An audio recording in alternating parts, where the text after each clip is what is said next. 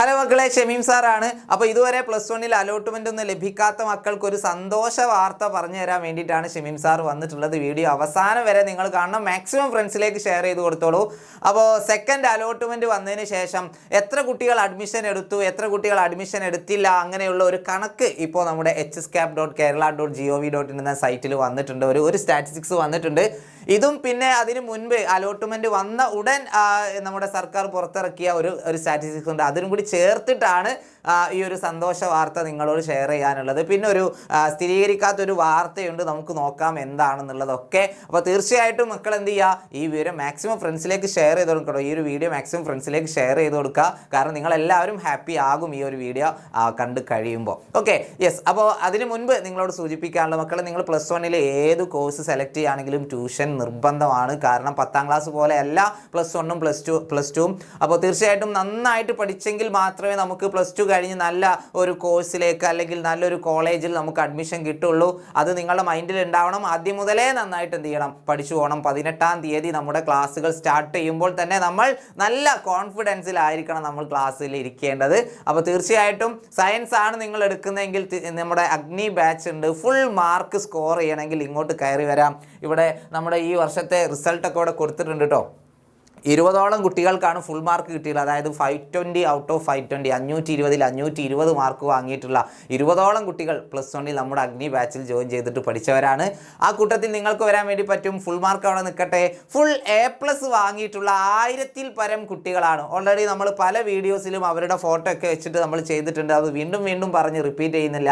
അപ്പോൾ തീർച്ചയായിട്ടും എന്ത് ചെയ്യാം, നിങ്ങൾക്കറിയാം നമ്മുടെ ബാച്ചിൻ്റെ പ്രത്യേകത എന്താണെന്നുള്ളത്. അപ്പോൾ ബുദ്ധിപൂർവ്വം നല്ലൊരു തീരുമാനം എടുക്കുക. ഈ ഒരു തീരുമാനം ഉറപ്പായിട്ടും നിങ്ങളെ സന്തോഷിപ്പിക്കും. ഈ ഒരു വർഷം കഴിയുമ്പോൾ നിങ്ങളെ ഹാപ്പി ആക്കും എന്നുള്ളത് എഴുതി വെച്ചോ, ഷമീം സാറിൻ്റെ വാക്കാണ്. ഓക്കെ, അപ്പോൾ ജോയിൻ ചെയ്യാൻ താല്പര്യമുള്ളവർ എന്ത് ചെയ്യുക, താഴെ കാണുന്ന നമ്പറിൽ കോൺടാക്ട് ചെയ്യുക. നിങ്ങൾക്ക് കൊമേഴ്സ് ആണ് താല്പര്യമെങ്കിൽ തീർച്ചയായിട്ടും ജ്വാല ബാച്ചും അവൈലബിൾ ആണ് കേട്ടോ. അവിടെയും അടിപൊളി റിസൾട്ടാണ് നമുക്ക് വന്നിട്ടുള്ളത്. Okay, yes. ഇനി നമുക്ക് നമ്മുടെ ആ ഒരു കണക്കിലേക്ക് വരാം. ഓരോ ജില്ല തിരിച്ചും എത്ര കുട്ടികളാണ് അഡ്മിഷൻ എടുത്തത്, എത്ര കുട്ടികൾ അഡ്മിഷൻ എടുത്തിട്ടില്ല എന്നുള്ള കണക്ക് ഇവിടെ കൊടുത്തിട്ടുണ്ട്. അതായത് പെർമനൻ്റ് ആയിട്ട് ഓരോ ജില്ലയിലും തിരുവനന്തപുരം മുതൽ എല്ലാ ജില്ലയിലെയും കണക്ക് ഇവിടെ കൊടുത്തിട്ടുണ്ട് കേട്ടോ. അങ്ങനെ ആകെ പെർമനൻ്റ് ആയിട്ട് 1,41,229 കുട്ടികൾ പെർമനൻ്റ് ആയിട്ട് മെറിറ്റിൽ എന്ത് ചെയ്തു, അഡ്മിഷൻ എടുത്ത് കഴിഞ്ഞിട്ടുണ്ട്. ടെമ്പററി ആയിട്ട് 83,751 കുട്ടികളും ടെമ്പററി ആയിട്ടും അഡ്മിഷൻ എടുത്തിട്ടുണ്ട്. പക്ഷേ ഫസ്റ്റ് മെറിറ്റ് നോൺ ജോയിൻ അല്ലേ, മെറിറ്റ് നോൺ ജോയിൻ, അതായത് അലോട്ട്മെൻറ്റ് ലഭിച്ചിട്ടും അഡ്മിഷൻ എടുക്കാത്ത മക്കളുണ്ട്. എത്ര പേരാ? 17,294 കുട്ടികൾ അലോട്ട്മെൻറ്റ് ലഭിച്ചിട്ടും എന്ത് ചെയ്തില്ല, താൽക്കാലികമായിട്ടോ അല്ലെങ്കിൽ സ്ഥിരമായിട്ടോ അഡ്മിഷൻ എടുത്തിട്ടില്ല. അതിനർത്ഥം ഇത്രയും സീറ്റുകൾ എന്ത് ചെയ്യും, ഇനി അടുത്ത അലോട്ട്മെൻറ്റിലേക്ക് പോകും. ഇത്രയും സീറ്റുകൾ അത്രയും കുട്ടികൾ പുറത്താവും ചെയ്യും. അതായത് ഈ 17,294 കുട്ടികൾ ഇനി അലോട്ട്മെൻറ്റ് പ്രോസസ്സിൽ ഉണ്ടാവില്ല. അപ്പോൾ നമുക്ക് കോമ്പറ്റീഷൻ കുറഞ്ഞു എന്നർത്ഥം. ഇവർ ചിലപ്പോൾ വേറെ ഏതെങ്കിലും പ്രൈവറ്റ് സ്കൂളുകളിലോ അല്ലെങ്കിൽ മറ്റേതെങ്കിലും VHSCയിലേക്കൊക്കെ പോയവരായിരിക്കാം. ഓക്കെ, നോൺ ജോയിനിങ് ആണ്. അതുകൊണ്ട് ഈ കുട്ടികൾ അവർ എന്താ പറയുക, അറിയാതെ ആണെങ്കിൽ വേറെ നിർവാഹമില്ല, സപ്ലിമെൻ്ററിയിൽ നമുക്ക് നോക്കാം അവർക്ക് അഡ്മിഷൻ കിട്ടുമോ എന്നുള്ളത്.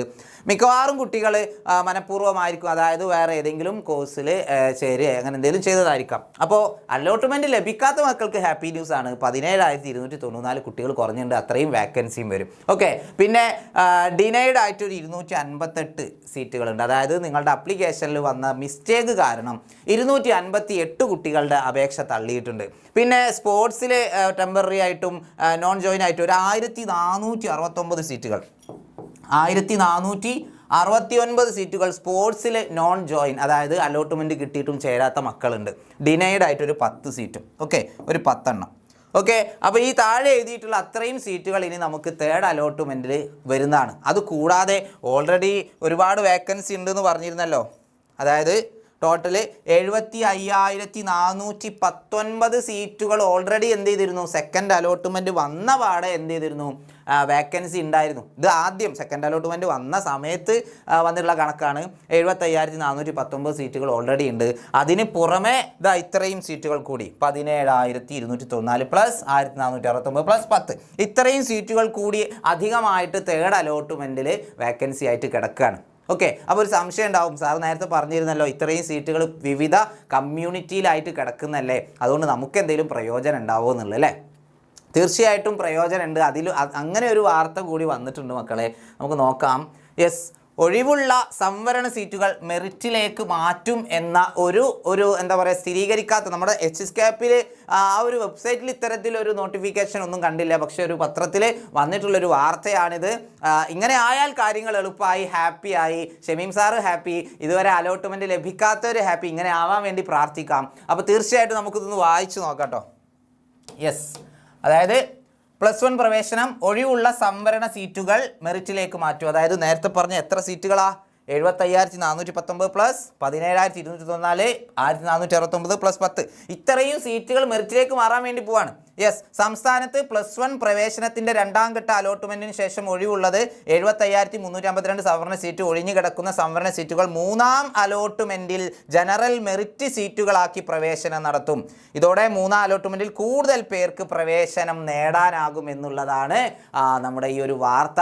ഈ വാർത്ത സത്യമാകട്ടെ.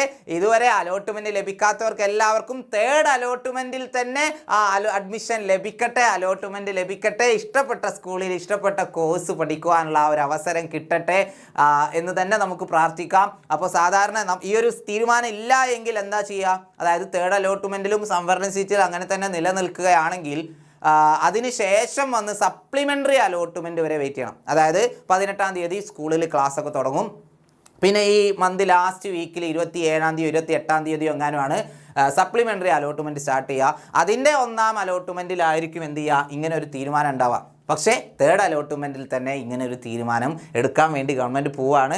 അതുകൊണ്ട് ഇത് വളരെയധികം സന്തോഷകരമായിട്ടുള്ളൊരു വാർത്തയാണ്. ഈ ഇത്രയും സീറ്റുകൾ ജനറൽ മെറിറ്റ് സീറ്റ് ആകുമ്പോൾ എല്ലാവർക്കും എന്ത് ചെയ്യും, സീറ്റ് കിട്ടും, അലോട്ട്മെൻറ്റിൽ കിട്ടുമെന്ന് തന്നെയാണ് ഷമീം സാർ പ്രതീക്ഷിക്കുന്നത്.